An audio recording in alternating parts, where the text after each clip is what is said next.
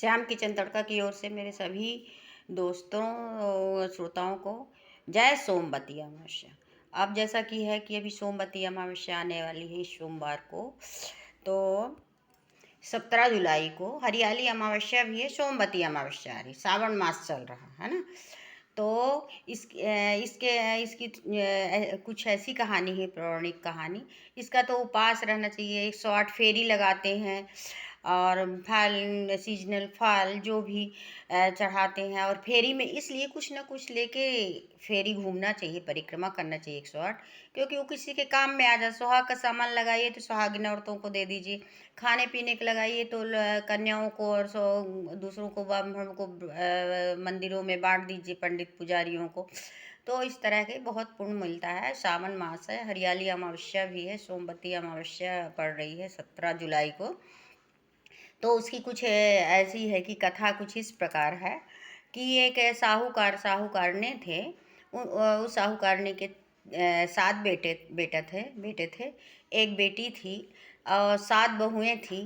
तो बहुएं कुछ घर का काम नहीं करती थी, बस वही साहूकार काम के पीछे रोज मतलब तनाव रहता था, बहस होती थी, झगड़ा होता था।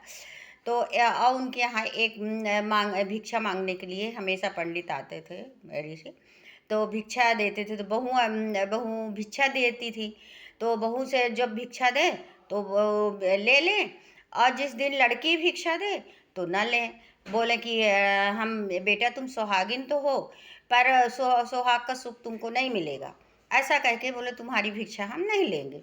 ऐसे करके बोलते थे हमेशा। तो लड़की परेशान होने लगी, एक दिन अपनी माँ से बोलती है कि माँ, ये भिक्षा लेने आते हैं पंडित भीख लेने के लिए, पर मैं जब भाभी लोग देती हैं तो ले लेते हैं, और मैं देती हूँ तो वो मुझे ऐसा बोलते हैं, तो मैं क्या करूँ। बहुत परेशान हो गई, जब झरझर हुई। तो उसकी माँ बोलती है, बेटा तू ठीक है, आप जब कल भिक्षा लेने आएंगे तो मैं चुपचाप देखूंगी वो क्या बोलते हैं। बोले ठीक है। जब दूसरे दिन हुआ तो बोले भिक्षा दो। तो लड़की भिक्षा लेके निकलती है तो वही बोलते हैं कि मैं तुमसे भिक्षा नहीं लूँगी, तुम सुहागिन तो होगी पर सुहाग का सुख नहीं मिलेगा, तुम बहुत दुखी रहोगी। तो फिर उसकी माँ निकलती है कि आप ऐसा क्यों बोलते हैं, एक तो हम रोज आपको भिक्षा देते हैं और आप हमको इस तरह कोसते हो, बोलते हो, तो ये क्या बात है। तो बोले कि मैं तुमको कोसता नहीं, कुछ नहीं कहता, जो सही है इसके भविष्य में लिखा है वही मैं बोलता हूँ। तो वो माँ बोलती है कि यदि आप बहुत ज्योतिषी हैं, जानते हैं, तो आप बताइए कि इसका इसका कष्ट कैसे दूर होगा, दुख कैसे दूर होगा। तो फिर वो बोलते हैं कि तुम ऐसा करना, सोमवती अमावस्या जब आए तो फिर सोमवती अमावस्या आए और वहाँ जाओ। एक गांव में, यहाँ पे बताते हैं, गांव में सोनल धोबी रहती है।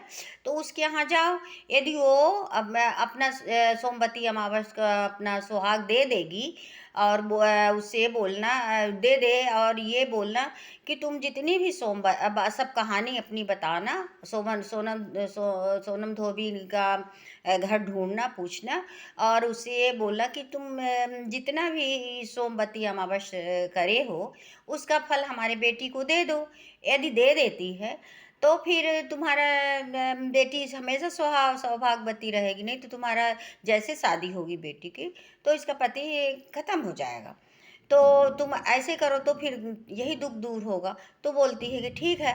वो चल देती है पूछने के लिए सोनम धोबिल कहाँ रहती है, कहाँ किस गांव में। तो जाके थक जाती तो एक वृक्ष के नीचे बैठ जाती, पीपल वृक्ष के नीचे।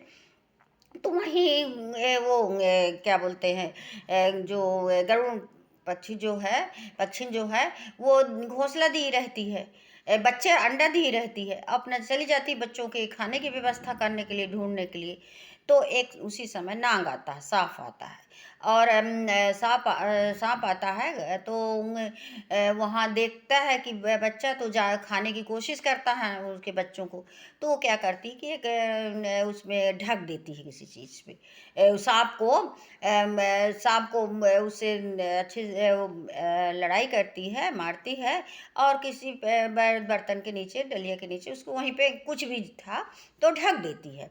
और इतने में वहीं पे बैठी रहती है। जब उसके वो पर एक गरुड़ पक्षी आती है और देखती है कि मेरा बच्चा तो ढका कहाँ गया, तो उसको चोंच से मारने लगती साहूकारिनी को। साहूकारिनी ही आप गई ही थी, है ना।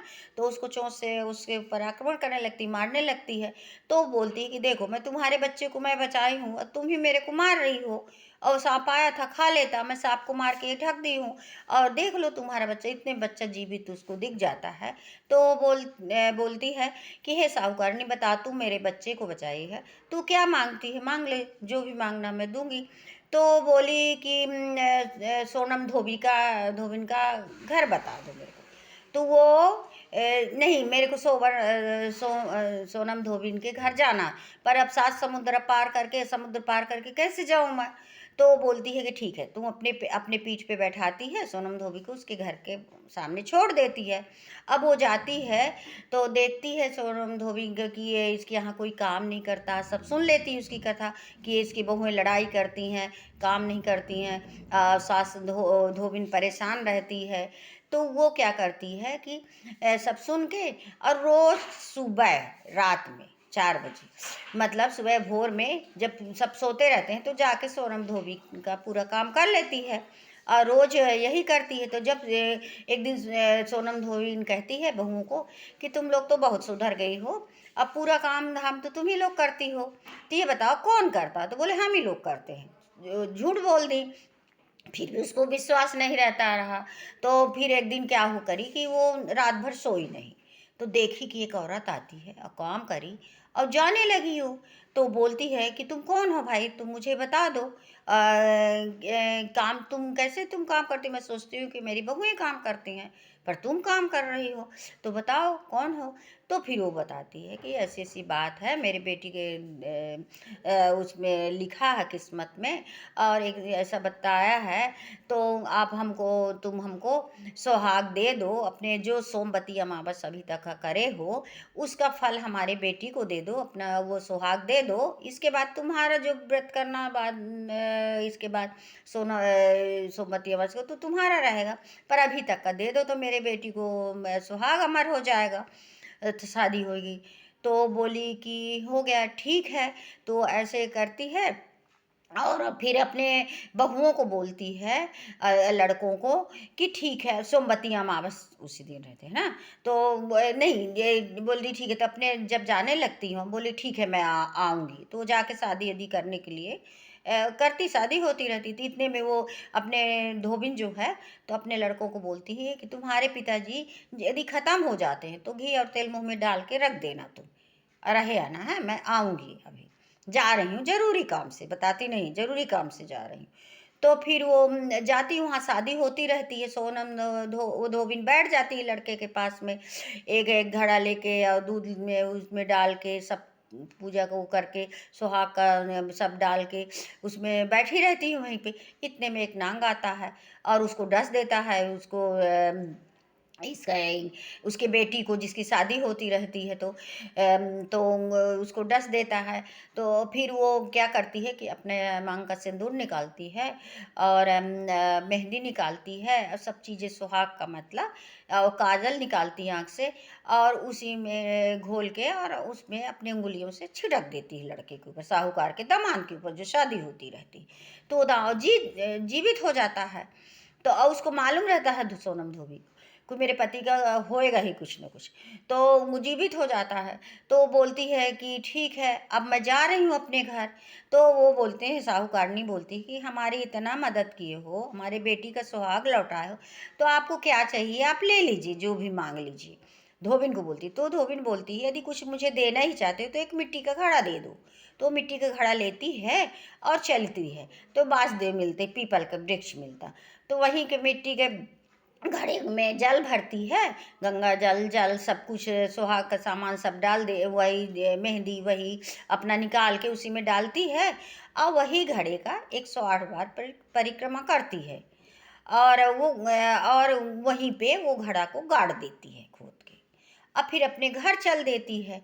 घर जाती है तो देखती है कि पति वो है, उसका घर जाती है तो फिर पति पति से भी ऐसी करती है कि वो पति का जो सुहाग का सामान सब कुछ रहता है, अपनी मेहंदी सुहाग सब कुछ अपने पति के ऊपर लगा देती है और फिर उनका परिक्रमा करती है कि और कहती है, और सोमवती अमावस्या उस दिन रहती है ना, उस दिन सोमवती अमावस्या रहती है और कहती है कि हे सोमवती अमावस्या, हमने आपका जो व्रत किया है पीपल वृक्ष के नीचे 108 परिक्रमा लगाई हैं, अब जो फल है तो हम उस फल में हमारे पति को जीवित करो, हमारा सुहाग लौटाओ। तो फिर सोमवती अमावस्या रहती है। भगवान भोलेनाथ, पार्वती, ये सभी की पूजा होती है सोमवती अमावस्या में। और उसी में फिर उसका पति जीवित हो जाता है और फिर अपने घर में बढ़िया खुशी मनाती है, व्रत करती है, बहुओं को भी व्रत रखती है और कहती है कि इस तरह का हुआ है तो सोमवती अमावस्या का बड़ा फल होता है। हर सौभाग्यवती स्त्रियों के लिए, सुहागन के लिए सोमवती अमावस्या का व्रत और पूजा अवश्य करना चाहिए। जितना है आपके पास, नहीं है फल फूल तो आप कुछ भी मिश्री ले लो, मूंगफली ले लो, कुछ भी लेके आप घूम जरूर लो। नहीं है तो चावल का अक्षत ले लो, कुछ भी लेके आप पूजा का जो भी चढ़ा सकें सुहाग का सामान, जितना श्रद्धा शक्ति, और जरूर सोमवती अमावस्या का पूजा करिए। बस इतने कह के मैं इतने जानती थी इसकी कथा और अपने अपने दोस्तों मित्रों से शेयर करना चाहती हूँ, वो भी अपना आगे शेयर करें अपने ग्रुप में प्लीज़। सोमवती अमावस्या की कथा सुनिए, अत्यंत फल देने वाली, सुहाग लौटाने वाली, सौभाग्यवती, संतान जिसके संतान नहीं उसको संतान की भी प्राप्ति होती है, सब कुछ घर में सुख शांति मिलती है। प्रभु हमारे घर में भी सुख शांति बनाए रहे, सुहाग बच्चन की, बहू बेटियन की, सब सुहाग। बस जय सोमवती अमावस्या।